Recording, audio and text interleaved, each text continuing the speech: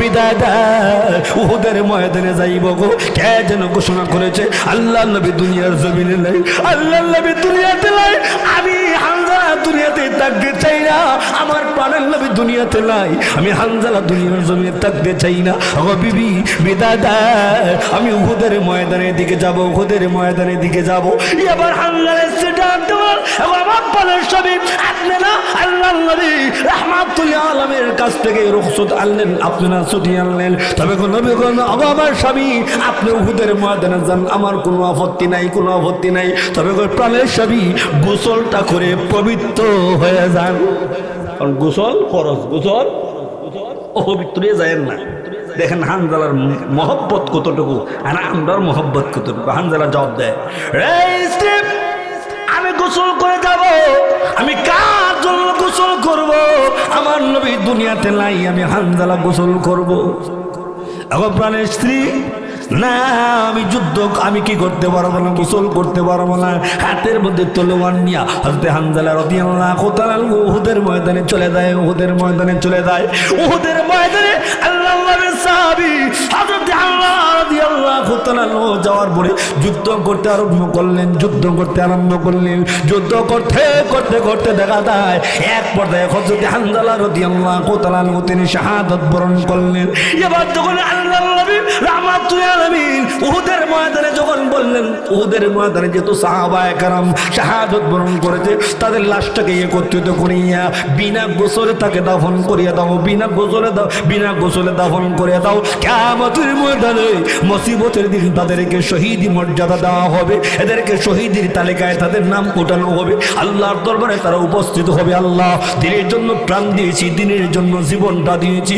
এবার দেখা যায় নবী যখন সাহাবায়ে কেরামদেরকে বলতেছেন, এমনি হঠাৎ করে দেখা যায় পর্দা মেনটেন করে একজন লোকেরা বললেন, ইয়া রাসূলুল্লাহ, ইয়া হাবিবাল্লাহ, ও আল্লাহর নবী, আপনি সমস্ত সাহাবায়ে কেরামদেরকে বিনা গোসলে আপনি দাফন দেন, কোনো আপত্তি নাই। তবে নবী গো, আমার প্রাণের স্বামী হানজালাকে আপনি বিনা গোসলে দাফন দিয়েন না।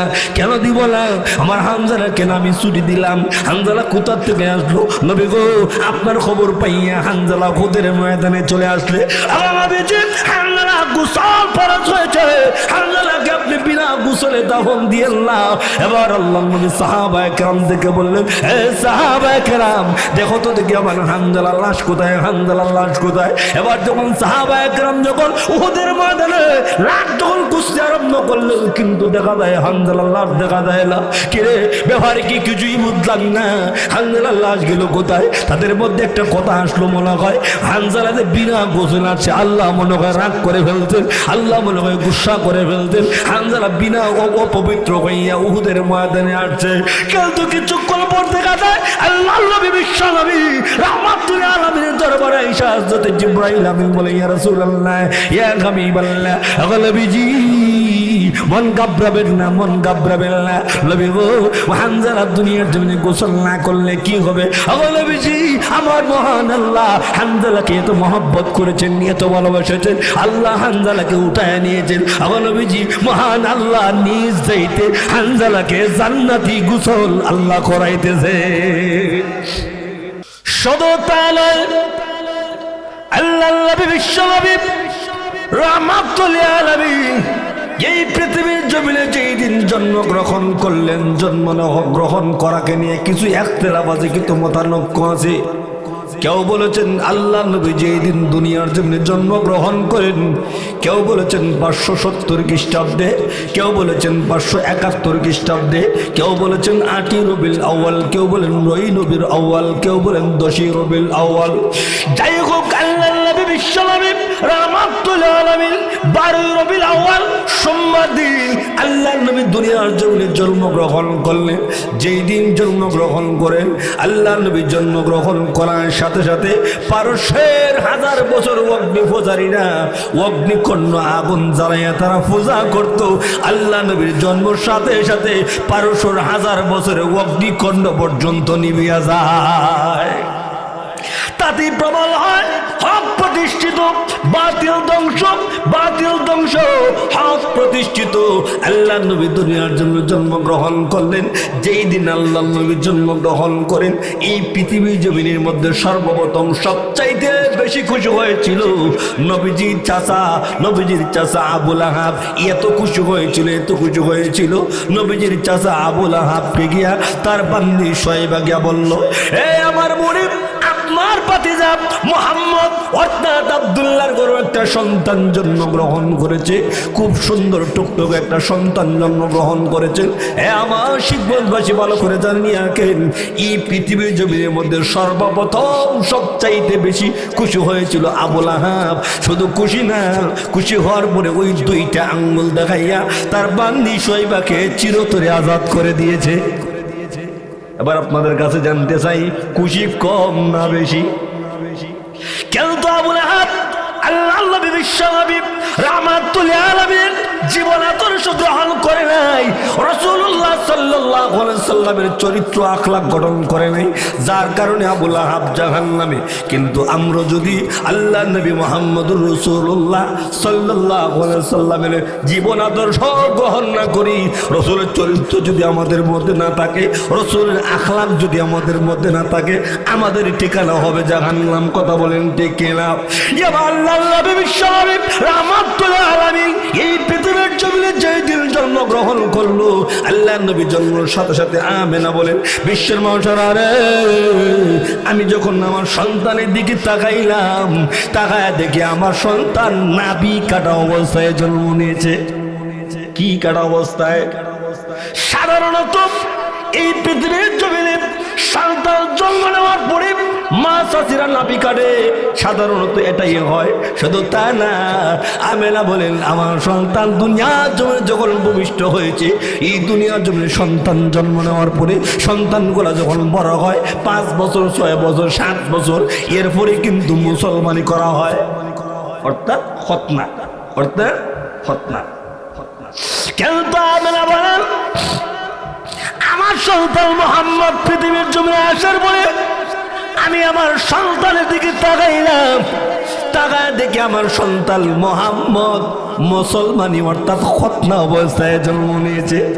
জোরে করিন না সুবহানাল্লাহ। আল্লাহ নবী এই পৃথিবীর জমিনে জন্মগ্রহণ করেছেন। এরপর আমেনা বলেন, পৃথিবীর মানুষেরা রে, পৃথিবীর জমিনে যখন সন্তান আসে, প্রত্যেকটা সন্তান জন্ম নেওয়ার সময় তার শরীরে ময়লা রক্ত লাগানো থাকে। ময়লা লাগানো থাকে না? কেন তো আল্লাহ নবী বিশ্বনবী রাহমাতুল আলামিন এই পৃথিবীর জমিনে যেই দিন জন্মগ্রহণ করলেন, আমেনা বলেন, আমার সন্তানকে কে যেন আমার পেটের ভিতরে গোসল করাইয়া পুত পবিত্র করে মেশকে আম্বর লাগাইয়া দুনিয়াতে পাঠাইয়া দিয়েছে। এটা হলো আপনি আমার নবীর সম্মান, আপনি আমার নবীর শান মর্যাদা। এত সম্মান আল্লাহ আমাদের নবীকে দিয়েছিলেন। ওই নবী হলেন আমাদের নবী মুহাম্মদুর রাসূলুল্লাহ। এরপর আল্লাহ নবী বিশ্বনবী রাহমাতুল আলামিন এই পৃথিবীর জন্য জন্মগ্রহণ করলেন। এরপরে আল্লাহ নবী কিছুদিন যাইতে লাগলো। আল্লাহ নবী যখন বড় হইতে লাগলেন, বড় হইতে লাগলেন, বড় হইতে হইতে দেখা যায়, এবার দেখা যায় মক্কার গলিতে গলিতে আল্লাহ নবীর নাম চড়ায় ছিটায় বললো, আল্লাহ নবী মুহাম্মদুর রাসূলুল্লাহর নাম চড়ায় ছিটায় বললো। আল্লাহ নবীর নাম মুহাম্মদ কোথা থেকে আসলো? প্রথম তো আল্লাহ নবীর নাম মুহাম্মদ ছিল না, তাহলে মুহাম্মদ নামটা কোথা থেকে আসলো? মুহাম্মদের নামের অর্থ হলো অধিক প্রশংসিত। নামের অর্থ কি? অধিক প্রশংসিত।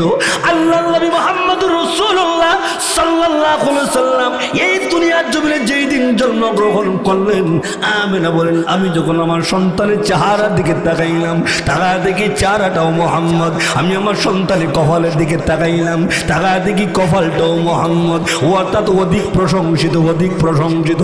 আমেনা বলেন, এরপরে আমি আমার সন্তানের নাকের দিকে তাকাইলাম, নাকটাও মুহাম্মদ। আমি আমার সন্তানের টুটের দিকে তাকাইলাম, টুটটাও মোহাম্মদ। আমি আমার সন্তানের জিব্বার দিকে তাকাইলাম, জিব্বাটাও মোহাম্মদ। আমার সন্তানের সিনার দিকে তাকাইলাম, সিনাটাও মোহাম্মদ। আমার সন্তানের হাতের দিকে তাকাইলাম, হাতটাও মোহাম্মদ। আমি আমার সন্তানের পায়ের দিকে তাকাইলাম, পাটাও মোহাম্মদ। আমার সন্তানের চাউনির দিকে তাকাইলাম, চাউনিটাও মোহাম্মদ। আল্লাহ রাব্বুল আলামিন বলেন, হে আমরা তোমার কাছে যদি আমার বন্ধুর সব কিছুই যদি মোহাম্মদ হয়ে থাকে গো, আমার বন্ধু সব কিছুই যদি তোমার কাছে অধিক প্রশংসিত হয়ে থাকে, আমরা গো আমার নবীর বন্ধুর নামটাও রেখে দাও মুহাম্মাদুর রাসূলুল্লাহ। আমার নবী সাল্লাল্লাহু আলাইহি সাল্লামের সবকিছুই মুহাম্মদ, সবকিছুই সৌন্দর্য, সবকিছুই সৌন্দর্য। আমার নবীর চাইতে সুন্দর আর কেউ হতে পারে না। আল্লাহ রাব্বুল আলামিন পৃথিবী জমিনে আমার নবীর চাইতে সুন্দর আল্লাহ কাউকে বানায় নাই, কাউকে বানায় নাই। ওই নবী বিশ্ব নবী রাহমাতুল আলামিন এই পৃথিবীর জমিনে আসার পরে আল্লাহ নবী যখন ধীরে ধীরে ধীরে ধীরে যখন বড় হইতে লাগবে, আল্লাহ নবী সাল্লাল্লাহু আলাইহি সাল্লামকে আবু লাহাব, আবু জাহিল, উতবা, শাইবা সকলে কয় আল আমিন। নবীজি আল আমিন, নবীজি হলেন সত্যবাদী, নবী হলেন বিশ্বাসী। আবু লাহাব কয়, আবু জাহেল কয়, উতবা কয়, শাইবা কয়, সকলে কয় মুহাম্মদুর রাসূলুল্লাহ সাল্লাল্লাহু আলাইহি সাল্লাম তিনি হলেন আল আমিন। কতটুকু আল্লাহ নবী মুহাম্মদুর রাসূলুল্লাহকে তারা মহব্বত করতো, ভালোবাসতো, কেমনে দেব যায়? নবীর বয়স যখন 35, নবীর বয়স যখন 35 বছর বয়স যখন হইল, তখন আল্লাহর ঘর খানা কাবার পুরাতন ওয়ালটাকে ভাঙিয়ে নতুন ওয়াল নির্মাণ করার জন্য তার প্রস্তুতি নিয়েছে। এই নতুন ওয়াল নির্মাণের সময় যে হজ্জা আসর যে কালো পাথরটা আছে, ওই কালো পাথরটা কে রাখবে? নেতাদের মধ্যে দ্বন্দ্ব। কালো পাথরটা কে রাখবে? নেতাদের মধ্যে দ্বন্দ্ব। এই নেতা হয় আমি রাখবো, এই নেতা হয় আমি রাখবো। সকলে লাগবে বুঝে একটা দ্বন্দ্ব, একটা বিশৃঙ্খলা। ইলা হয় আমি রাখবো, হিলা হয় আমি রাখবো। নেতাদের মধ্যে একটা দ্বন্দ্ব। একজনে কয় না, দ্বন্দ্ব করার দরকার নাই, আগামীকালকে ফজরের নামাজের পরে যিনি খানা খাওয়ায় সর্বপ্রথম প্রবেশ করবেন ইনি ফায়সালা দিবেন। পরের দিন সকালবেলায় মহান আল্লাহ তার হাবিব মুহাম্মদুর রাসূলুল্লাহ সাল্লাল্লাহু আলাইহি সাল্লামকে আল্লাহ ঢুকাইয়া দিয়েছেন। এই টাকা দেখ, এই তো আমাদের মোহাম্মদ দেখা দেয়, এই তো আমাদের মোহাম্মদ দেখা দেয়। মোহাম্মদ যেই ফায়সালা দিবে, মোহাম্মদ যেই ফায়সালা দেব, ওই ফায়সালা আমরা মেনে নিব। মুহাম্মদুর রাসূলুল্লাহ সাল্লাল্লাহু আলাইহি সাল্লাম তিনি যেই ফায়সালা দিবেন, এই ফায়সালা আমরা মেনে নিব। এবার আল্লাহর বিশ্বনবী রাহমাতুল্লাহ আলাইহি মুহাম্মদুর রাসূলুল্লাহ সাল্লাল্লাহু আলাইহি সাল্লাম নিজের চাদর মুবারকটাকে বিছাইয়া, আল্লাহ নবী চাদর মুবারকটাকে বিছাইয়া এবার বিশ্বনবী মুহাম্মদুর রাসূলুল্লাহ সাল্লাল্লাহু আলাইহি সাল্লাম বলেন, যেই নেতাদের মধ্যে ঝগড়া, যেই নেতাদের মধ্যে তোমরা দ্বন্দ্ব লাগছো, ওই নেতারা তোমরা কোথায়? ওই নেতারা তোমরা কোথায়? ওই পাথরটা তোমরা, ওই পাথরটা তোমরা চাদরের মধ্যে রাখো। ওই পাথরটাকে যখন চাদরে উঠানো হলো, এবার আল্লাহ নবী বলেন, তোমরা যারা দ্বন্দ্ব লাগছো, তোমরা যারা দ্বন্দ্ব লাগছো, তোমাদের মধ্যে দ্বন্দ্ব রাখি লোকগুলা তোমরা ওই চাদরটাকে দইরা তোমরা ওই পাথরটা জায়গায় রাখো। এবার আল্লাহ নবী বিশ্ব নবী রাহমাতুল আলামিন যখন ওই ফায়সালা দিলেন, ওই ফায়সালা যখন আল্লাহ নবী দিলেন, দেওয়ার পরে দেখা যায় এবার আল্লাহ নবী মুহাম্মদুর রাসূলুল্লাহ সাল্লাল্লাহু আলাইহি সাল্লামকে তারা পাথরটা উঠাইয়া দিল। মনে করেন 10 জনে ঝগড়া লাগছে, ওই 10 জনই একত্রিত হইয়া ওই পাথরটা তারা জায়গায় রাখলো, ওই পাথরটা তারা ওই জায়গার মধ্যে নিয়ে রাখলো। এবার আল্লাহ নবী মুহাম্মদুর রাসূলুল্লাহর ইনসাফ বিচার দেখে সকলেই কয় আল আমিন, সকলেই কয় সত্যবাদী।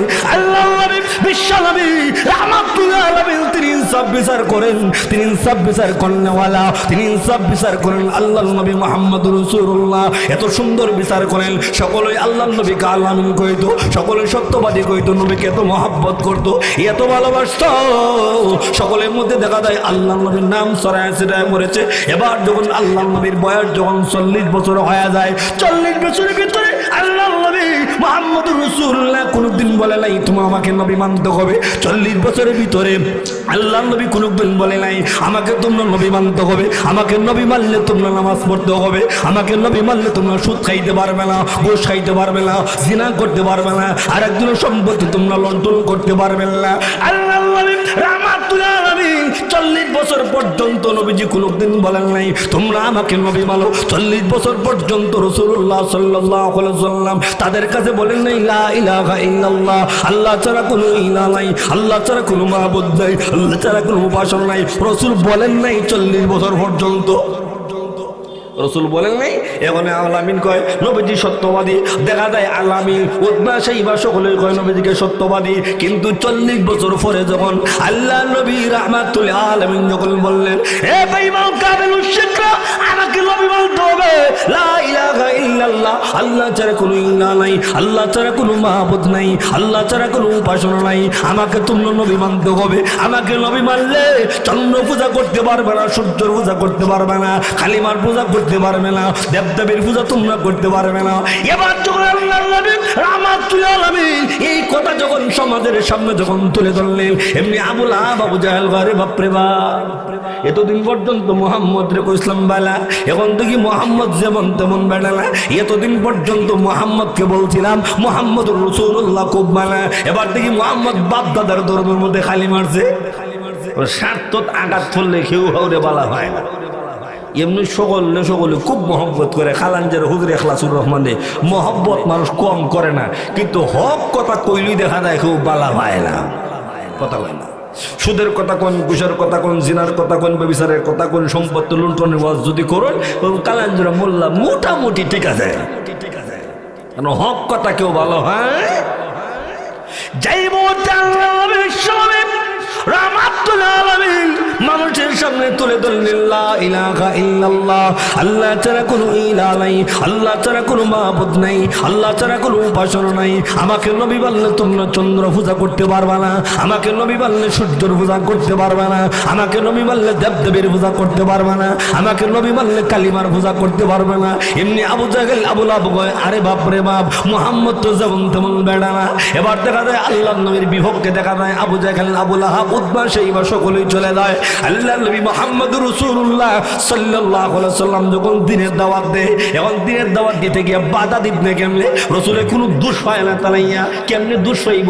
40 বছরের ভিতরে কোনোদিন ওয়াদা খেলাপ করছেন না, 40 বছরের বিরুদ্ধে কোনোদিন অন্যায় কাজ করছেন না, 40 বছরের বিরুদ্ধে কোনোদিন আল্লাহ রাসূল সাল্লাল্লাহু আলাইহি ওয়াসাল্লাম মানুষের সঙ্গে খারাপ আচরণ করছেন না। এরা দোষ পাইব কোথায় থেকে? কোনো দোষ দেয়নি, কোন দোষ নাই। রসুল দোষ হইতে করতে কে? 40 বছর পর্যন্ত রসুল এমন সুন্দর চলাফেরা করছেন। রসুলের চরিত্র দেখা, রসুলের আখলাক দেখা, রসুলের ব্যবহার দেখা আবু লাহাব আবু জাহেল উতবা সাইবা হেরাই কইছে আল আমিন, হেরাই কইছে সত্যবাদী। এখন সত্যবাদী যে কইছে, এখন এরা আবার দোষ কইতে করতে কে? দোষ পায় না। সর্বশেষ দোষ তালাশ করতে করতে করতে করতে একটা হয়েছে, ওই কিতা আল্লাহ নবী মুহাম্মদ রাসূলুল্লাহ সাল্লাল্লাহু আলাইহি ওয়াসাল্লাম যত সন্তান দুনিয়ার জমিনে আল্লাহ দিয়েছিলেন, এর মধ্যে ছেলে সন্তানকে আল্লাহ উঠায় নিয়েছে, মেয়ে সন্তান দুনিয়ার জমিনে জীবিত আছে। এমনি ভাইয়া বুঝে শুধু কয় কিতা কয় মুহাম্মদ তো আত্মার জোরে কোন নাউজুবিল্লাহ, মুহাম্মদ তো লেজ কাটা, মুহাম্মদ নির্বংশ, মুহাম্মদের নাম নেওয়ার মতন কেউ থাকতো না। এখন হেরা কয় মুহাম্মদের নাম নেওয়ার মতন কেউ নাই। আবু জাহেল আবু লাহাব উতবা সাইবা এরা কোন যুক্তিতে কইছে জানেননি? যুক্তি হইল গিয়া বাপের বিটায় বাতি জ্বালায় ছেলেরা, বাপের বিটা আগুন জ্বালায় বাতি জ্বালায় কেডা? ছেলেরা। হেরার মনে, আবু লাহাবের মনে, আবু জাহেলের মনে মুহাম্মদ মরার পরে তো মুহাম্মদের নাম নেওয়ার মতন কেউ থাকতো না। কিন্তু হেরা তো এইটাই বুঝে নাই মুহাম্মদ রাসূলুল্লাহর নাম নেওয়ার মতন কেউ থাকবে না। তারা বলেছিল ইতিহাস সাক্ষী আবু জাহেল আবু লাহাব উতবা সাইবার নাম নেওয়ার মতন পৃথিবীতে কেউ নাই। কিন্তু আমার নবীর বিরুদ্ধে কেউ কথা বললেই, আমার নবীকে গালি দিলে, ইসলামকে গালি দিয়ে, তখন দেখা যায় উম্মতে মুহাম্মদী আমার নবীর জন্য, ইসলামের জন্য জীবন দেয়। কথা বলেন ঠিক কিনা? আবু লাহাব আবু জাহেল উতবা সাইবা যতই আমার নবীকে গালি দিয়েছিল, কিন্তু গালি দিয়ে কাজ হয় নাই। এরা ভাইতে শুধু মুহাম্মদ আত্মার, মুহাম্মদ লেসকাটা, মুহাম্মদ নির্বংশ। আল্লাহ মুহাম্মদুর রাসূলুল্লাহ সাল্লাল্লাহু আলাইহি ওয়াসাল্লামকে আল্লাহ সান্ত্বনা দিয়া, রাসূল দিয়ে আত্মার না, রাসূলদের লেসকাটা না, রাসূলদের নির্বংশ না, আল্লাহ সান্ত্বনা দিয়ে আল্লাহ সূরাতুল কাউসার নাযিল করলেন। জোরে কোন সুবহানাল্লাহ। আল্লাহ বলেন ইল্লা আ'তাইনাকাল কাউসার ফাসাল্লি লিরাব্বিকা ওয়ানহার ইন্না শানিআকা হুয়াল আবতার। আল্লাহ রাব্বুল আলামিন সূরা কাউসার নাযিল করে তার নবীকে ডাক দিয়ে বললেন, নবী গো, আমি আল্লাহ আপনাকে কাউসার দান করলাম। এর এক ব্যাখ্যা হলো আমি আল্লাহ আপনাকে বেশি বেশি উম্মত দান করলাম। এত উম্মত দান করেছি এই পৃথিবীর জমিনে যত নবী রাসূল পয়গম্বর আমি আল্লাহ সৃষ্টি করেছি, সমস্ত নবী রাসূল পয়গম্বরের উম্মতের চাইতে আমি আল্লাহ আপনাকে বেশি উম্মত দান করলাম। এত উম্মত আমি আল্লাহ আর কোন নবীকে দেই নাই, কোন নবীকে দেই নাই। তাই আল্লাহ রাব্বুল আলামিন যে আবু জেহেল উতবা শাইবা আমার নবীকে আত্মার করে গালি দিয়েছিল, লেজ কাটা বলে গালি দিয়েছিল, নির্বংশ বলে গালি দিয়েছিল। আল্লাহ রাব্বুল আলামিন সূরা কাউসার নাযিল করে তার হাবিবকে ডাক দিয়ে বললেন, নবী আমার মন ঘাবড়াইবেন না, মন ঘাবড়াইবেন না। যে আবু জেহেল, যে আবু লাহাব, উতবা শাইবা আপনাকে নির্বংশ বলে গালি দিয়েছিল, ও নবীজি এরাই কিয়ামত পর্যন্ত নির্বংশ, এরাই কিয়ামত পর্যন্ত নির্বংশ, এদের নাম নেওয়ার মতন কেউ থাকবে না। আর আমি মহান আল্লাহ আপনাকে এত উম্মত দান করেছি, যত নবী রাসূল পয়গম্বর আল্লাহ আমি সৃষ্টি করেছি, এর মধ্যে সবচাইতে বেশি উম্মত আমি আল্লাহ আপনাকে দান করেছি। এরা কইছিলাম না ওর মতন কেউ নাই। আর আল্লাহ তার নবীকে সান্ত্বনা দিয়ে কয়, নবীজি আমি আল্লাহ আপনাকে সবচাইতে বেশি উম্মত আমি আল্লাহ আপনাকে দান করলাম। এই জন্য দেখবেন শিখগঞ্জ বাজার বইয়া যদি কেউ আমার নবীরে গালি দেয়, বাপ রে গালি দিয়েছে দর্জ করে বইয়ে থাকে, মারে গালি দিয়েছে দর্জ করে বইয়ে থাকে, কিন্তু শিখগঞ্জ বাজার যদি আমার বিশ্বাস কোন মুসলমানের সামনে যদি আমার নবীকে ইসলামকে গালি দেয়, তখন দেখা যায় ছুটু হইলেও দেখা যায় ভাল বাইরে ধরে নেব। কেন? হ্যাঁ কইছিলাম না ওর মতন কেউ নাই। আল্লাহকে এমন উম্মত আমি আল্লাহ হারাইমু আপনার জন্য জীবন দিবে। কথা বলেন ঠিক কিনা? আল্লাহ সান্ত্বনা দিয়ে বলেন আপনাকে কাউসার দান করলাম এক ব্যাখ্যা, আরেক ব্যাখ্যা হলো আমি আল্লাহ আপনাকে কাউসার দান করলাম দুধের চাইতে আরো সাদা, মধুর চাইতে আরো মিষ্টি। এটা আপনার উম্মত গুলাকে আপনি পান করাইবেন। সুবহানাল্লাহ, সুবহানাল্লাহ। আল্লাহ নবী বিশ্বনবী রাহমাতুল আলামিন উম্মতে মুহাম্মাদীকে যখন কাউসার যখন পান করাইবেন, কাউসার যখন পান করাইবেন, আমরা যখন উম্মত গুলা কাউসার পান করব, এমনি আল্লাহর নবী তাকায়া দেখেন কিছুগুলা উম্মত গুলাকে কাউসারে পার থেকে বিতাড়িত করা হইতেছে, ফেরেশতার মাধ্যমে ধাক্কা দিয়ে বের করা হইতেছে। এবার নবী বিশ্বনবী রাহমাতুল আলামিন ডাক দিয়া বললেন, প্রভু এরা কারা? এরা তো আমার উম্মত, এদেরকে কাউসার থেকে কেন বঞ্চিত করা হইতেছে? এদেরকে কেন কাউসারের পার থেকে বিতাড়িত করা হইতেছে? আল্লাহ নবী বিশ্ব নবী রাহমাতুল আলামিন যখন জানতে চায়, এবার আল্লাহ ডাক দিয়া বললেন, বন্ধু আমার এরা দুনিয়ার জমিনে আপনি চলে আসার পরে এরা দুনিয়ার জমিনে নতুন নতুন বেদাত করেছিল। যে বেদাত করুন না ভাটি আসেনি, নবী ইসলামও নাই, ইসলামও নাই, নবী রাসূল কেউ করেন নাই, সাহাবায়ে কেরাম করেন নাই। নতুন নতুন কিছু আবেশ করুন না, বেদাতি হারি সমাজের মধ্যে আছে কিনা? রাহমাতুল আলামিন এরা দুনিয়ার জমিনে নতুন নতুন বেদাত করতো, আবিষ্কার করতো। এই জন্য এদেরকে হাউজে কাউসার থেকে বঞ্চিত করা হয়েছে। আপনার খাঁটি উম্মত গুলাকে বঞ্চিত করা হয় নাই। এদেরকে কাউসার অবশ্যই পান করা হবে, আপনি নিজে পান করাইবেন। এর এক ব্যাখ্যা। দুই নম্বর হলো আল্লাহ নবীজি আপনাকে আমি আল্লাহ কাউসার দান করলাম, ফাসাল্লি লিরাব্বিকা ওয়ানহার। এই জন্য আপনি কুরবানি করুন এবং সালাত আদায় করুন। ইন্না শানিআকা হুয়াল আবতার। নবী গো, যেই বেঈমান কাফের মুশরিকরা আপনাকে আপনার বলে গালি দিয়েছিল, নির্বংশ বলে গালি দিয়েছিল, আমার নবীজি এদের কি জানিয়ে দেন, এরাই হলো নির্বংশ, এরাই হলো আপনার, এরাই হলো লেজ কাটা। সমাজে বলুন আছে কিনা? এই জন্য কোন মানুষগুলাকে আপনারা লেজ কাটা কয়ে গালি দিয়ে না। কোন মানুষ তাদের সমাজের কিছু মানুষ আছে ওই এর মুখ দেখতে গেলে বিপদ জোরে এখন নাউজুবিল্লাহ। অমঙ্গল হয়, অমঙ্গল হয়। সন্তান দেওয়ার মালিক কে? আর ওরা গন খাজা বাবা, দয়াল বাবা। হ্যাঁ বাপরে বাপ, কত বাবাদের সন্তান দেয় নাউজুবিল্লাহ মিন যালিক। কত বাবার দরবার দেওয়াতে ল্যাংটা শাহ আছে, খালি শাহ আছে, খেতা শাহ আছে, বদনা শাহ আছে, টং টং শাহ আছে, মশুরি শাহ আছে। শাহর অভাব নাই। ওই লোকরা গে দেখেন রিচি যাইতে গিয়ে ঘরে গা হইবেন এক জায়গার মধ্যে আছে টং টং শাহ, টং টং শাহ, ছটফটি শাহ। আরে বাপরে বাপ, ইকানো মানুষের অভাব নাই। ইদানিং ফেসবুকে একটা দেখলাম গেদুসা। গেদুসার অবস্থাটা কেটা জানুননি? হে গেদুসা, গেদুসা দেখা যায় শরীর কাহন নাই, বেড়া বেরিয়ে বাবার মুখের মধ্যে আটায় চলতে এখন না, বাবার ভিতরে মাল আছে। এদিক দিয়ে বেড়া দেখা যায় টুটো ঠিক নাই, আবার দেখা যায় শরীর কাহন নাই, একবার উলঙ্গ। বেটি কি তার সামনে বদ নাউজুবিল্লাহ জোরে কন। শরম লাজ লাজ বলতে কিচ্ছু নাই আমাদের। হে বেড়া দেখতে উলঙ্গ, এর হরে বেরিয়ে যায়, হিলারও লাজ লজ্জা কিচ্ছু নেই। এর হরে কয় বাবার ভিতরে মাল আছে।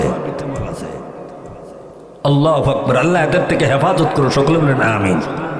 আমার নবী সাল্লাল্লাহু আলাইহি ওয়াসাল্লাম এই দিনটা কায়েম করেছেন খুব কষ্টের মাধ্যমে। এই বেঈমান কাফের মুশরিকরা রাসূলকে অনেক কষ্ট দিয়েছে। রাসূলুল্লাহ সাল্লাল্লাহু আলাইহি ওয়াসাল্লাম দিন কায়েম করার জন্য, দিন প্রতিষ্ঠা করার জন্য নিজের মাতৃভূমি আল্লাহ রাসূল সাল্লাল্লাহু আলাইহি ওয়াসাল্লাম ত্যাগ করে মদিনাতুল মুনাওয়ারায় গিয়েছেন। একটাই মূল লক্ষ্য উদ্দেশ্য দিন কায়েম করা, ইসলাম প্রতিষ্ঠা করা। ইসলাম প্রতিষ্ঠা করার জন্য রাসূল কষ্ট করেছেন। এখন কিছু বামপন্থী লোকরা চায় ইসলাম কায়েম করতে না, নামাজ রোজা সাইরা বন্নামি করে ইসলাম কায়েম করা যায় না। নামাজ রোজা ঠিক রাখা, কথা কোন ঠিক কিনা, পর্দা ঠিক রেখে, অজু গোসল ঠিক রেখে, বেড়ার কাপড় দেখা যায়, এরা দ্বারা গেলে আমরা গেল্লায়, আমরা উফতা গেল্লায়। গেদোসা দরবারে গিয়ে যদি কই গেদোসা আমরা লাঠি লয়ে ধরবে, মোল্লা তোরার কারণে দেশ নষ্ট। গেছিলাম একদিন শাহজালাল মোজার দিয়া মনি সিলেট, ওই জিয়ারতটা করে লাই, জিয়ারতটা কইরে হাত উঠাইছি দোয়া করবার লাগি। এখন শাহজালাল আমার পিছন দিক দিয়ে হইরা গেছ, আমি কেবলার দিক দিয়ে হাতটা উঠে দোয়া করছি।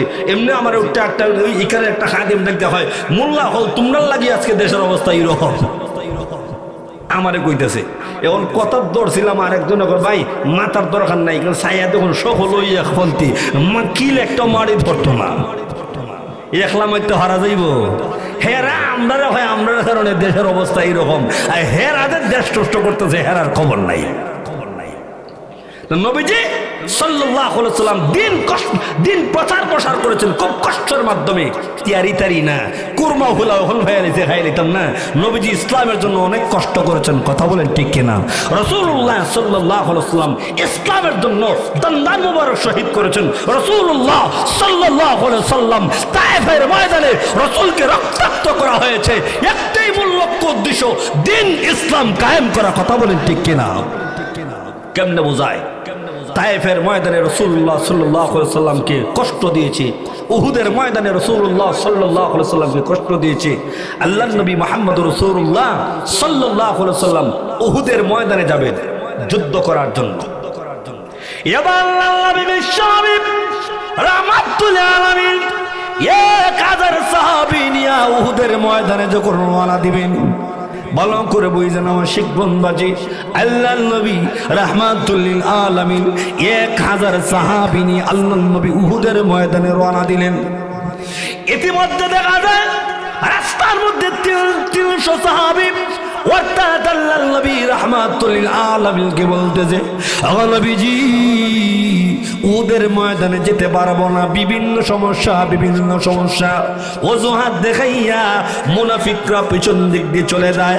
আল্লাহ নবী বলেন, এই আমার সাহাবায়ে কেরাম, মুনাফিক যদি পিছন দিক দিয়ে চলে যায় ইসলামের কোনো ক্ষতি হবে না, ইসলামের কোনো ক্ষতি হবে না, চলো আমরা উহুদের ময়দানের দিকে চলে যাই। আল্লাহ নবী রাহমাতুল লিল আলামিন 1000 সাহাবী উহুদের ময়দানে যখন রওনা দিয়েছেন, 300 সাহাবী রাস্তার মধ্যে মাইনাস হয়ে যায়, 700 সাহাবী নিয়ে আল্লাহ নবী যখন উহুদের ময়দানে গেলেন যুদ্ধ করার জন্য। এবার আল্লাহ নবী 50 জন সাহাবীকে রুমা পাহাড়ের উপর উঠাইয়া আল্লাহ নবী বলেন, এখান থেকে তোমরা যুদ্ধ করবা, এখান থেকে যুদ্ধ করবা, তোমরা ওই জায়গা স্থানান্তর হইবা না, পরিত্যাগ করবা না। যদিও মুসলমান বিজয়ী হয় এরপরও তোমরা ওই জায়গা পরিত্যাগ করবা না, যদি মুসলমান বিজয়ী না হয় এরপরও তোমরা ওই জায়গা পরিত্যাগ করবা না। আল্লাহ নবী রাহমাতুল লিল আলামিন যখন সাহাবায়ে কেরামকে দিক নির্দেশনা দিয়া বললেন, এখান থেকে তোমরা যুদ্ধ করবা, কারণ রুমা পাহাড়টা যুদ্ধের জন্য কৌশলের জন্য খুব সুন্দর একটি জায়গা ছিল। এবার আল্লাহ নবী যখন সাহাবা কেরামদেরকে দিক নির্দেশনা দিয়া যুদ্ধ যখন শুরু হয়েছে, এক পর্যায়ে দেখা যায় মুসলমান বিজয়ী লাভ করেছে।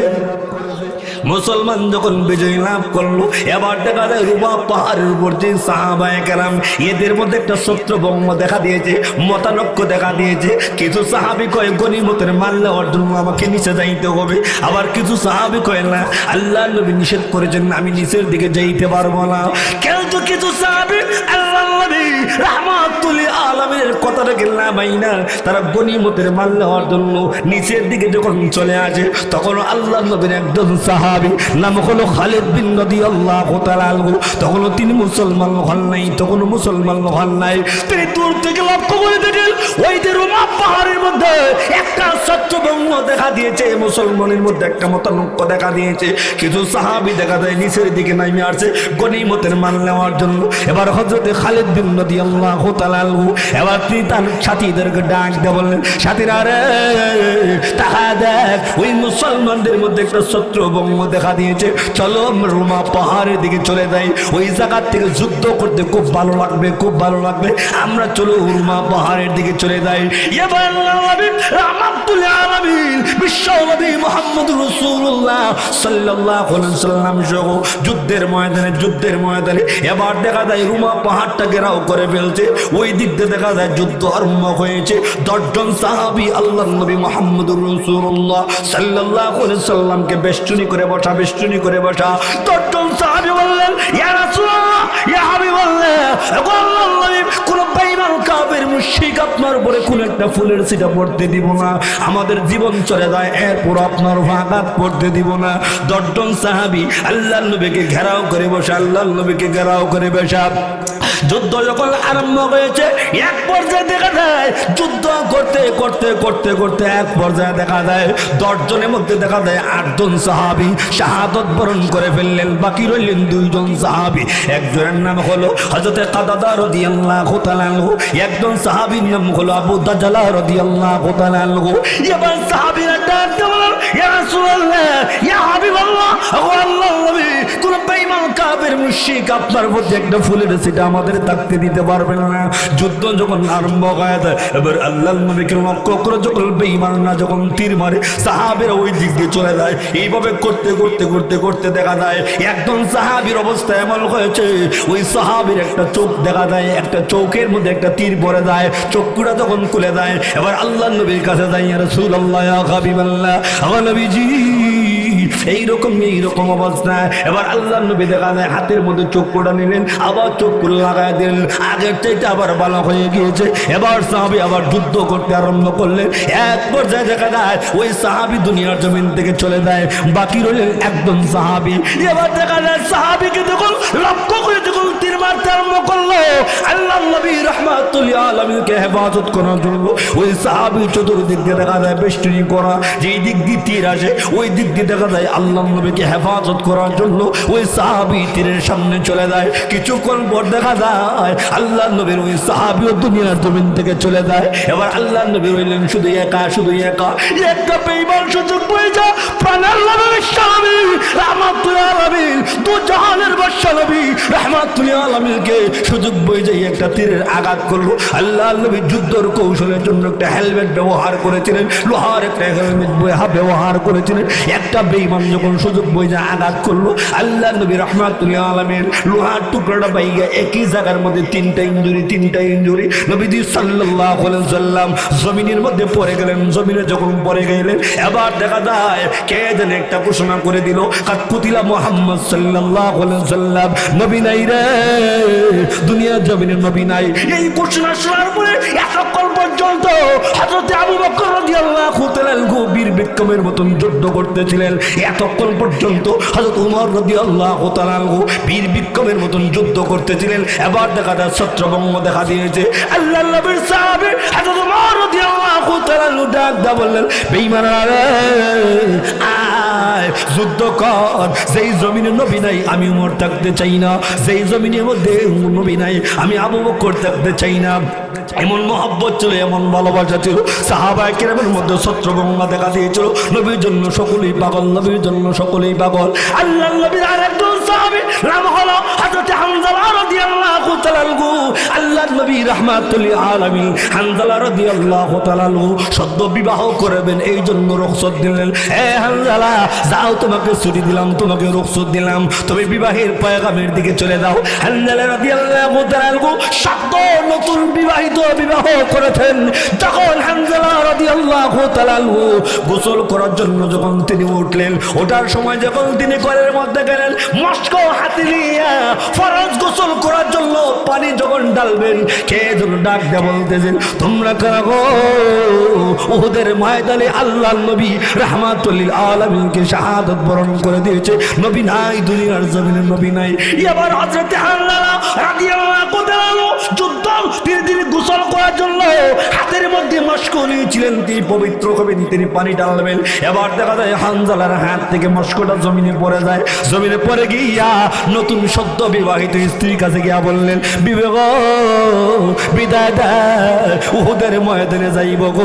কে যেন ঘোষণা করেছে, আল্লাহ নবী দুনিয়ার জমিনে নাই, আল্লাহ নবী দুনিয়াতে নাই, আমি হানজালা দুনিয়াতে থাকতে চাই না, আমার প্রাণের নবী দুনিয়াতে নাই, আমি হানজালা দুনিয়ার জমিনে থাকতে চাই না। ও বিবি বিদায় দেয়, আমি উহুদের ময়দানের দিকে যাব, উহুদের ময়দানের দিকে যাব। এবার হানজালা সেটা আমার প্রাণের সবই আপনি না আল্লাহ নবী রাহমাতুল আলামিনের কাছ থেকে রুখসত আনলেন, আপনারা ছুটি আনলেন। তবে কোন নবী কোন আমার স্বামী আপনি উহুদের ময়দানে যান, আমার কোনো আপত্তি নাই, কোনো আপত্তি নাই। তবে প্রাণের স্বামী গোসলটা করে পবিত্র হয়ে যান, কারণ গোসল ফরজ, গোসল অপবিত্র যায় না। দেখেন হানজালার মহব্বত কতটুকু আর আমরার মহব্বত কতটুকু। হানজালা জবাব দেয়, আমি গোসল করে যাব, আমি কার জন্য গোসল করব? আমার নবী দুনিয়াতে নাই, আমি হানজালা গোসল করব। এখন প্রাণের স্ত্রী, না আমি যুদ্ধ আমি কি করতে পারবো না, গোসল করতে পারবো না। হাতের মধ্যে তলোয়ার নিয়া হযরত হানজালা রাদিয়াল্লাহু তাআলা উহুদের ময়দানে চলে যায়, উহুদের ময়দানে চলে যায়।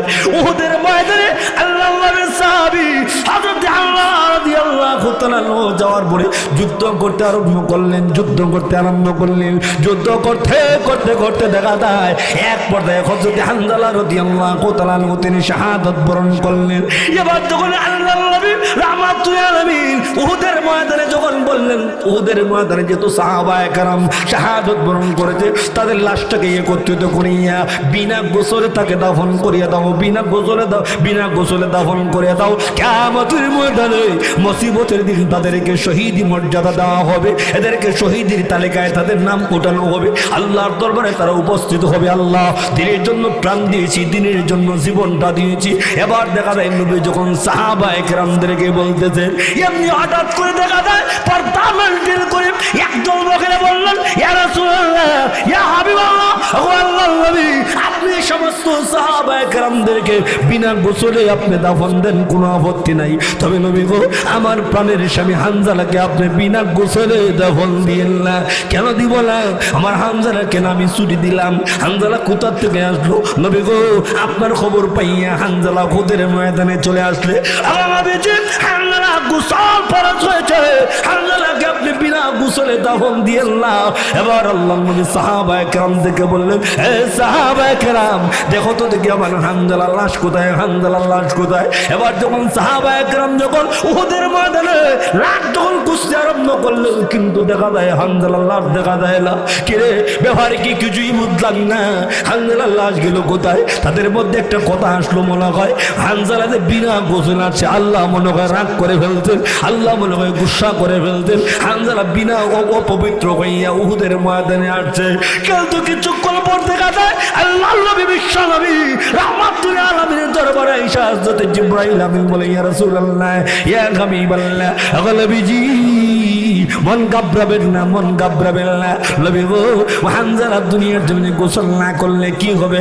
ও নবীজি, আমার মহান আল্লাহ হানজালাকে এত মহব্বত করেছেন, এত ভালোবাসেছেন, আল্লাহ হানজালাকে উঠায় নিয়েছেন। ও নবীজি, মহান আল্লাহ নিজ যাইতে হানজালাকে জান্নাতি গোসল আল্লাহ করাইতেছে, নিজ দায়িত্বে আল্লাহ। নবীজি একটু উপরের দিকে তাকান, তাকানোর উপরে দেখা যায় হানজালা রাদিয়াল্লাহু তাআলা আনহুকে আল্লাহ রাব্বুল আলামিন জান্নাতি গোসল তাকে করাইছেন। যখন নবী সাল্লাল্লাহু আলাইহি ওয়াসাল্লাম যখন হানজালাকে বললেন, হানজালার মানে চুল দিয়ে পানি বের হইতে আরম্ভ হলো। এবার বলুন তো দেখি, হানজালা রাদিয়াল্লাহু তাআলা আনহুর সম্মান কম না বেশি? নবীকে মহব্বত কইরা না না কইরা? তো নবীজির মহব্বত, নবীজির ভালোবাসা থাকতে হবে, কথা বলেন ঠিক কিনা?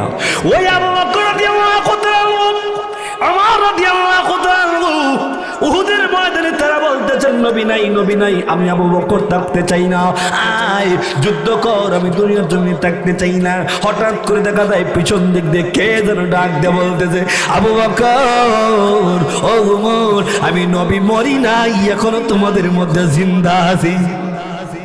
আমি এখনো মরি নাই, আমি এখনো তোমাদের মধ্যে জন্ম আছি। এই কথাটা যখন, এই শব্দটা যখন সাহাবায়ে কেরামের কানের মধ্যে লাগলো, পিছন দিক দিয়ে তাকায় দেখে আল্লাহর নবী, বিশ্ব নবী রাহমাতুল আলামিন এখনো আমাদের মধ্যে জিন্দা আছেন।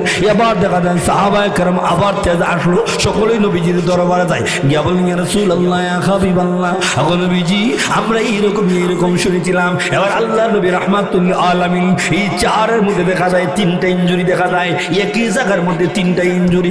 এবার হযরতে আবু বকর রাদিয়াল্লাহু তাআলা ওই ইনজুরির থেকে লোহার টুকরাটা বের করার জন্য তিনি প্রস্তুতি নিলেন। আমি লোহার টুকরাটা বের করব, লোহার টুকরাটা বের করব।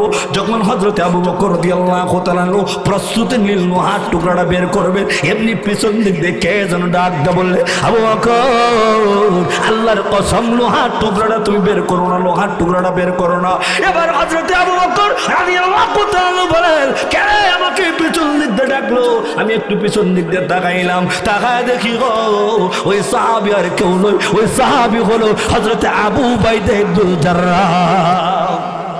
যে আবু উবাইদা ইবনুল জাররাহ ইসলামের জন্য, নবীর জন্য, কোরআনের জন্য বদরের প্রান্তরে তার বাবাকে জাহান্নামে পৌঁছায় দিয়েছে। যে আবু উবাইদা ইবনুল জাররাহ ইসলামের জন্য তার বাবাকে জাহান্নামে পৌঁছায় দিয়েছে, আল্লাহর নবী যখন বদরের প্রান্তরে সাহাবায়ে কেরামদেরকে বললেন, এখান থেকে তুমি যুদ্ধ করবে, তুমি এখান থেকে যুদ্ধ করবে, তুমি এখান থেকে যুদ্ধ করবে। আল্লাহর নবী রাহমাতুল আলামিন দিক নির্দেশনা দিয়া বললেন, বদরের প্রান্তরে আল্লাহর নবীর সাহাবী হযরত আবু উবাইদা ইবনুল জাররাহ রাদিয়াল্লাহু তাআলা আনহু হাতের মধ্যে তলোয়ার নিয়ে যুদ্ধ করার জন্য যখন তিনি প্রস্তুতি নিলেন, তিনি যখন যুদ্ধ করার জন্য প্রস্তুতি নিলেন, যুদ্ধ করবেন, হঠাৎ করে লক্ষ্য করে দেখেন আল্লাহর নবী রাহমাতুল আলামিনকে ঘেরাও করে সাহাবায়ে কেরাম বসা আছেন। লক্ষ্য করে দেখেন একজন লোক ক্ষিপ্ত হইয়া হাতের মধ্যে তলোয়ার নিয়ে আমার নবী মুহাম্মদুর রাসূলুল্লাহ সাল্লাল্লাহু আলাইহি সাল্লামকে মারার জন্য সামনের দিকে যায়। এবার আমি আর বসে থাকতে পারলাম না, হাতের মধ্যে তলোয়ার নিয়ে আমিও সামনের দিকে গেলাম। গিয়া দেখি লোকটা আমার পরিচিত, লোকটা আমার পরিচিত। কল কৌশলে লোকটাকে এখান থেকে বিদায় করে নিলাম, লোকটা এখান থেকে চলে যায়। আমি আমার জায়গার মধ্যে আবার চলে আসলাম, ওই জায়গায় মধ্যে আমি আবার যুদ্ধ করব। কিন্তু লক্ষ্য করে দেখি ওই লোকটা আরো ক্ষিপ্ত হইয়া দিকে যাওয়ার পরে যেই মুহূর্তে লোকটা আল্লাহর নবীকে হত্যা করার চেষ্টা যখন গেল, আমি আর বসে থাকলাম না। আমার হাতে তলোয়ার টেনে যেই মুহূর্তে আঘাত করব, এমনি তাকায় দেখি কে যেন তার বডির থেকে মাথাটাকে দিয়ে খণ্ড করে দিয়েছে, কে যেন তার বডির থেকে মাথা আলাদা করে দিয়েছে। আমি তো আঘাত করলাম না, কে তার বডিটাকে আলাদা করে দিল। এবার দেখা যায় আল্লাহর নবী রাহমাতুল আলামিন বলেন, বদরের প্রান্তরে যত মানুষ দুনিয়ার জমিন থেকে চলে গিয়েছে সকলের লাশটাকে একত্রিত করো, সকলের লাশ একত্রিত করো।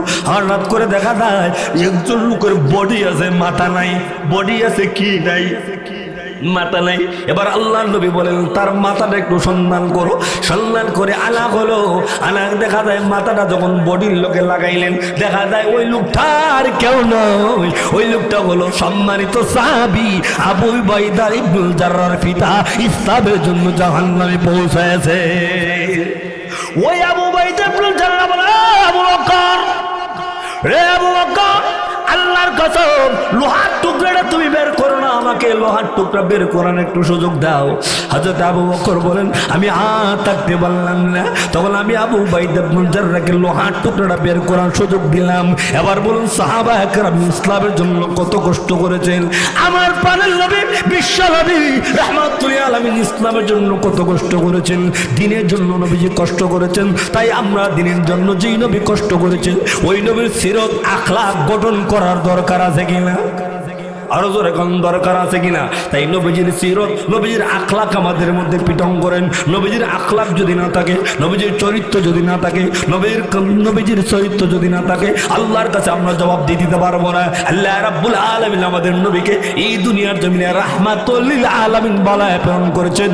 আল্লাহ বলেন, ওয়া মা আরসালনাকা ইল্লা রাহমাতাল লিল আলামিন।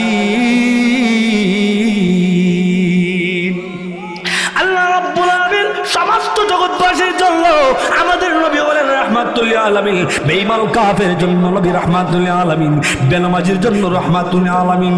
নবীজি বলেন আমি আল্লাহ রাব্বুল আলামিন নবীকে রাহমাতুল লিল আলামিন বানায়ে প্রেরণ করেছেন। তাই নবীজির চরিত্র, তাই নবীজির আখলাক, তাই নবীজির ব্যবহার, তাই নবীর সিরত আমাদের মধ্যে ফিটিং করতে হবে কিনা?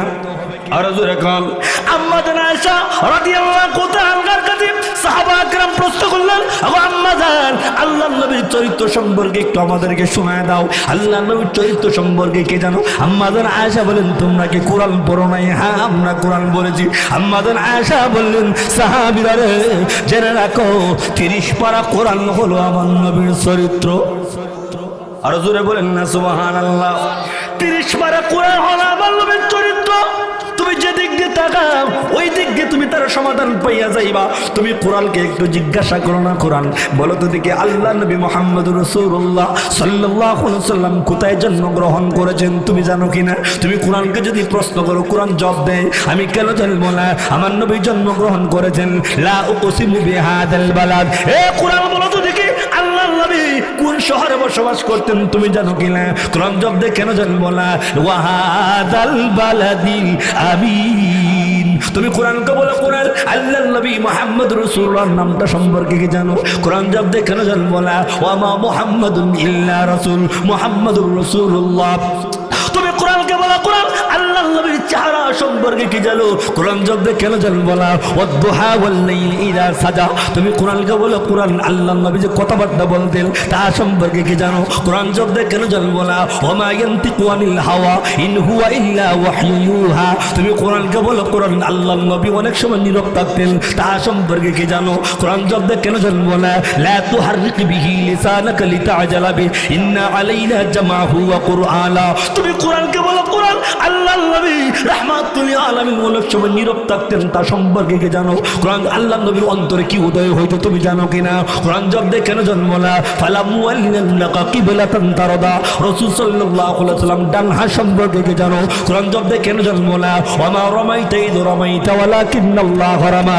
বাম হাত সম্পর্কে কি জানো? ইয়াদুল্লাহি ফাওকা আইদিহিম। এ কোরআন বলো তো দেখি আল্লাহর নবীর সিনা মুবারক সম্পর্কে কি জানো? কোরআন জবাব দেয় কেন জানবো না? আলাম নাশরাহ লাকা সাদরাক। তুমি কোরআনকে বলো কোরআন আল্লাহর নবীর ল্যান্ড অফার সম্পর্কে কি জানো? কোরআন জবাব দেয় কেন জানবো না? ইন্না আতাইনাকাল কাউসার। তুমি কোরআনকে বলো কোরআন আল্লাহর নবী রাহমাতুল লিল আলামিন যে কথাবার্তা আল্লাহর নবী রাহমাতুল লিল আলামিনকে আল্লাহ আমাদের মধ্যে কি বানায় প্রেরণ করেছেন তুমি জানো কিনা? কোরআন জবাব দেয় কেন জানবো না? ওয়া মা আরসালনাকা ইল্লা রাহমাতুল লিল আলামিন। তুমি কোরআনকে বলো কোরআন আল্লাহর নবীর মধ্যে আমাদের জন্য কি রয়েছে তুমি জানো কিনা? কোরআন জবাব দেয় কেন জানবো না? লাকাদ কানা লাকুম ফি রাসূলিল্লাহি উসওয়াতুন হাসানা। এ কোরআন বলো তো দেখি আল্লাহর নবীর চরিত্র সম্পর্কে কি জানো? তোমার কোনো কিছু জানা আছে কিনা? কোরআন জবাব দেয় কেন জানবো না? ওয়া ইন্নাকা লাআলা খুলুকিন আযীম। ওই নবীজির চরিত্র, ওই নবীজির সিরত, ওই নবীজির আখলাক, ওই নবীজির ব্যবহার আমাদের মধ্যে ফিটিং করার দরকার আছে কিনা? এখন আমরা চরিত্র দেখা, আমরা ব্যবহার দেখা, আমরা আখলাক দেখে আরেক বেড়া সালাম দিব দূরের কথা 10 হাত দূর থাকে। কয়েক দূর থাকে? সুন্নত নাই, নবীজির সুন্নত নাই। নবীজির সুন্নতে শান্তি আসেনি। নবীজির সুন্নতে শান্তি নাই, শান্তি আছে। আমরা তো সুন্নত তালাশ করি না। কেমনে দিয়ে বুঝাই? মদিনার মধ্যে একটা ইহুদি পণ্ডিত আছে, বড় খুব মারাত্মক পণ্ডিত। হে রাসূল সাল্লাল্লাহু আলাইহি ওয়াসাল্লাম পছন্দ করতো না, রাসূলে ভালোবাসতো না, রাসূলের কথা তার পছন্দই না। রাসূল যদি কোনো ওয়ালিতে গলিতে ওয়াজ করতেন তখন হে দুনো আঙ্গুল দিয়ে হাইটটা রাস্তা দিয়ে যাইতো, আমি শুনতাম না। আচ্ছা, আল্লাহ যদি কেউ শোনাইতো চায় কেউ আটকে দিতে পারবো? হ্যাঁ, কেউ শুনতাম না। রাসূল যেই গলির মধ্যে ওয়াজ করতেন হ্যাঁ বলতে হাঁটে নিত। কিন্তু বেহার হইলে হ্যাঁ গড় শান্তি নাই। ঘরের মধ্যে কিতা নাই, খালি জামাই আর বউ ঝগড়া, জামাই বউ ঝগড়া আছে না আমাদের সমাজ? জামাই বউ ঝগড়া লাগে দেখতেন কয়েকটা হাসলত আছে, এর মধ্যে একটা হাসলত হইল গিয়ে জামাই বউ যখন ঝগড়া লাগে সামনে জিনিস হতো যা হয় জামাই সব ভেঙে লায়, আসেনি? 2 নম্বর ঝগড়া হইল গিয়ে দেখবেন মুখ চলে না, খালি হাত চলে, বউ উঠে গেলে কেমন আসেনি? বউ হরুণ্য আছে, বউ ফিটন্য ফাটি আছে। 2 নম্বর। 3 নম্বর দেখবেন কোনো মন্ত্র যখন বড় হয় না খালি তালাক দিলাম, তালাক দিলাম, তালাক দিলাম, আর দেখলে তালাক হয়ে দিয়া লাই, আসেনি সমাজ? 4 নম্বর বদ খাত পুরুষের বড় লোকে যখন কোনো মন্ত্রে বড় হয় না পাঞ্জাবি অথবা শাক লইয়া বাড়ির থেকে বার হয়ে যায় আর বিকালে বাজারে আড্ডা উড্ডা দিয়ে চা খাইয়া বিকালে বাড়িতে যায়। আসেনি সমাজে হের অভ্যাস আছে। এটা বললো যে কুলমন্ত যখন বড় হয় না তখন পাঞ্জাবি লইয়া বাড়ির থেকে বেরিয়েছে। বাড়ির থেকে রওনা দিয়া যখন দিছে সামনে গিয়ে একটা ছোট্ট একটা গলির মধ্যে আল্লাহ নবী সাহাবায়ে কেরাম নিয়ে ওয়াজ করতেছেন। ওয়াজটা বেশি লম্বা না। যেই মুহূর্তে নবীর কাছাকাছি গেছে যাই তুই আঙ্গুল দিয়ে দুটো হাল হাড়ি নিছে ফাঁকে দিয়ে আল্লাহ নবী ওয়াজ করতেছেন। এখন হে কয় আমি আর মুহাম্মদের ওয়াজ শুনতাম না, আল্লাহ তোর শুনাইমু কেমনে? রসুলের বরাবর যাইতে আল্লাহ এর ভাও দিয়ে দিয়েছে একটা কাটা ঢুকাইয়া। না হরে সামনে যাইতো না হরে ভিতর হইতো পড়ছেনি মসিবত। এখন এমন গর্ব দেখবেন আমাদের সমাজের মধ্যে আছে, যেমনি নিয়ত করছে কই যে আজকে ওয়াজ যাইতাম না, নানুন যেমন নাই তুই না আসেনি। হেও কই ওয়াজ শুনতাম না, নানুন যেমন না যেমনি কইছে শুনতাম না। এখন খাটা যখন ঢুকছে বাড়ি দিবনি এখন না হারে সামনে যাইতো না হারে ভিচ্ছিত। কিন্তু আল্লাহর মান্দালায় দ্রুত বেগে বিদ্যুতের গতিতে এমনি আট দেউ দিছে। এই যে আটটা কানতে গেলাম হয়েছে একটু হাক হয়েছি নি একটু হয়ে যাবে। এবার আল্লাহ নবী ছোট্ট একটা ওয়াজ করে আসছে কিনা, কেউ যদি স্বামী স্ত্রীর মধ্যে মহব্বত পেতে চায় এক প্লেটের জন্য খাবার খায়। এই ওয়াজ কান যখন করছেন এই ওয়াজটাকে ইয়ার মগজ বাড়ি গেছে। এমনি কি রে মোহাম্মদ দিকে আমার ওয়াজ করতেছে, আমার না ফ্যামিলির মধ্যে শান্তি নেই, মোহাম্মদ আমার ওয়াজ করে। যাই হোক সিদ্ধান্ত নিয়েছিলাম আজকে বড় তালাক দিয়ে লেবো, আজকে তালাক দিতাম না। দেখি মোহাম্মদের কথাটা মাই না বাজারও যাই। বাজারও গিয়া বেড়া ইয়া মোটা একটা প্লেট কিনে আনছে। প্লেটটা কিনা যখন বাড়ির দিকে রওনা দিছে বেগম সাহেবের দূর থেকে দিকে হয় কিতারে এতদিন পর্যন্ত সিংলা দিয়ে মারতো আট দিয়ে মারতো, এখন কিতা প্লেট দিয়ে মারবো না কিতা বাড়িতে গেছে বেটা। বাড়ির যাওয়ার পরে এখন বড় যখন গেছে বড় গিয়ে এখন যখন বাড়ির ঢুকার পরে বাদ খেয়ে বলে যখন গেছে এমনি দেখবেন বেডে বেশি বেটি তো জামাইয়ের হতে রাখো। এখন বেড়া যখন গিয়ে হচ্ছে বাদ দিবার লাগে বেডে সেন্টিমিটার আরো 500। জামাইয়ের বউ যখন ঝগড়া লাগে দেখবেন কিছু মহিলা এমন আছে সমাজ হওয়া যায়, এমন সময় জামাই বউ ঝগড়ার মধ্যে যদি খালি মুরগি খালি ডাকে আর বিলাই যদি খালি ডাকে বা মেউ মেউ করে একটু ডিস্টার্ব করে তখন দেখবে এ বিলাই বেশি কাটকারি করে চাইলে ট্যাং ভেঙালে। আসলে বিলাই রে কয় না জামাই রে কয় কথা কয় আসেনি সমাজ বেটা বেটি বাত রাঁধছে রান্ধা সময় যেহেতু নাই সংকট হয়ে কইতেছি বাত আইনা দিয়েছে বউরে ডাক দিছে বউ আয়ো বাত খাইলাই। বউ হয়ে এত আদর দেখানি লাগতো না, সকালে যে মাই দিছ এত আদর এখন খাইতাম না, যেমনে কইছে খাইতাম না খাইছুই না। সকালে গেছে রাত্র গেছে এর পরের দিন সকাল গেছে খাইতাম না খাইতাম না, এর পরের দিন মাদান গেছে। হে ও না তুমি যখন খাইতে না আমিও দেখি মোহাম্মদের কথাটা মাই না। হে মোহাম্মদ কেন কয়? হে তো মুসলমান ইসলাম ধর্ম গ্রহণ করে নাই। হে আবার দেখি না মোহাম্মদের কথাটা মাই না। এবার দেখা যায় একদিন 2 দিন 3 দিন যখন হয়েছে এমনি হুলা ভরে গিয়ে আম্মা লাগে আম্মা গো দেখছো না আব্বা তোমার কত ভালোবাসুন, এমনি কথা কইতে একটা শরম লেগে গেছে। এখন কথা ঠিক আছে জীবন তোর তারা 1 লিটার খানি খাইছে না। এখন জামাই বউ যখন খানি দিয়েছে জামাই দে বউরে বউতে যাও ঠেলা ঠেলে হতে তো হেরু হেঁটু করছে না। এই দিন গেছে এর পরের দিন পরে রক্ত আইছে একটু ইজি হয়েছে, এর পরে একটু আছে একটু ইজি হয়েছে। এবার দেখা যায় মহান আল্লাহ 1 দিন 2 দিন 3 দিন মহান আল্লাহ স্বামী স্ত্রীর মধ্যে মহব্বত আল্লাহ বাড়াইয়া দিয়েছেন। এখন তো আমরা সমাজের অবস্থা না কইও পারি না, আমরা আমাদের স্ত্রীরে মহব্বত দেই না, সকল মহব্বত দেখা যায় অন্য মহিলারে দেই, যার কারণে ফ্যামিলিতে শান্তি। এবার ওই মহিলা ডাক দেব আমার পাড়ার সাহেব আপনার কাছে একটা কথা বলি, আপনি রাগ করবেন না, গুসা করবেন না। একজন মহিলা কিন্তু বাবার বাড়ি থেকে স্বামীর বাড়ি শুধু খাবারের জন্য আসে না, ভাত খাবারের জন্য আসে না। স্বামী গো স্বামী আর স্ত্রী যদি মহব্বত না থাকে ভালোবাসা না থাকে অবশ্যই স্বামী এই মহব্বত না থাকলে পরে ভাত খাবার দিয়ে কোনো লাভ নাই, কোনো লাভ নাই। আমার স্বামী এত সুন্দর পদ্ধতি, এত সুন্দর ইনসাফ ভিত্তিক পদ্ধতি আপনি কোথায় পাইলেন, কোথায় পাইলেন? এমনি স্ত্রী ডাক দিয়ে যখন বললো তখন স্বামী ডাক দিয়ে বলেন স্ত্রী গো এটা আমার কোনো পদ্ধতি না, আমার কোনো পদ্ধতি না। ওই যে মুসলমানদের নবী মোহাম্মদের সমালোচনা করতাম, গালি দিতাম, এটা আমার পদ্ধতি না, মুসলমানদের নবীর পদ্ধতি। এমনি ডাক দেব আপনার কাছে একটা কথা বলি, আপনি রাগ কইরেন না, রাগ কইরেন না। একটা লোকের একটা কথার মধ্যে যদি এমন তাসির শান্তি থাকতে পারে গো না জানি ওই লোকের জীবন আদর্শ গ্রহণ করলে কেমন শান্তি। চলো না মুহাম্মদ রাসূলুল্লাহর দরবারে যাই, কালিমা পড়ে মুসলমান হয়ে যায়। এবার স্বামী স্ত্রী সন্তান মেয়েরা আল্লাহর নবী রাহমাতুল আলামিন দরবারে এসে বললেন ইয়া রাসূলুল্লাহ ইয়া হাবিবাল্লাহ, আমার নবীজি এতদিন পর্যন্ত বুলের মধ্যে ছিলাম, দেবদেবীর পূজা করতাম, কালিমার পূজা করতাম, চন্দ্র পূজা করতাম। নবীজি আমাদেরকে পড়া দেন লা ইলাহা ইল্লাল্লাহু মুহাম্মাদুর রাসূলুল্লাহ। কালিমা পড়ে সবাই মুসলমান হয়েছে। আবার বলুন, নবীর সুন্নতে শান্তি আছে কিনা? বলুন, নবীর সুন্নতে শান্তি আছে কিনা? তো ওই সুন্নত বাড়িতে পালন করবেন ইনশাল্লাহ। বউরে সালাম দেয় না, বউর লোকে মহব্বত নাই, মিল মহব্বত নাই, খরকশ মিলে বউর লোকে মাতে, বউর লোকে খরকশ মিটাতে মাত্রায় বউ তোমার লোকে মাতবো, কথা কয় না। তাহলে বউর সঙ্গে সুন্দর ব্যবহার করবা। তুমি নিজে বাজারের মাঝে মধ্যে যা খাও তা ভাললে বলল গনিবা, মহব্বত বাড়বো। এটা ইকানো না খাওয়াইয়া সব প্রেমিকারে খাওয়ায়, কথা কয় না। ফারকনিয়া ফুচকা খাওয়ায়, ফারকনিয়া দেখা যায় বিভিন্নতা খাওয়ায়। এমনি যদি জামাই বউ ভানি খায়, এখন দিছে খাপ না, মনে হয় একটা গ্লাস দিছে, না তুমি গ্লাস দিয়ে ভানি খাওয়াইলে, বউরের জায়গায় তুমি মুখ লাগায় খাইছনি, বউরে কিটা দিঘায় মুখ লাগায় খাইছনি। আবার দেখা যায় পার্কের মধ্যে গেছে, যখন প্রেমিকায় যেখান দিক দেখাইছে হেইলাই কান দিকে লাগায় খাওয়ায়, কথা কয় না। মহব্বত হিকানো দিলায়, সব মহব্বত বোর কাছ থেকে বিদায়। এখন দেখা যায় ভারতের মধ্যে গেছে বউ, দেখা যায় প্রেমিকারি কেন ময়লা লাগছে, হে টিস্যু দিয়ে হুচ্চা দেয়। হে আমার শিখবানবাসী, হাসির কথা নয়, সমস্ত মহব্বত আপনার বিবির কাছে দেন, দেখবেন আপনি শান্তি পাবেন। বিবির কাছে মহব্বত দিবেন না, আপনিও শান্তি পাবেন না, কথা বলেন ঠিক কিনা?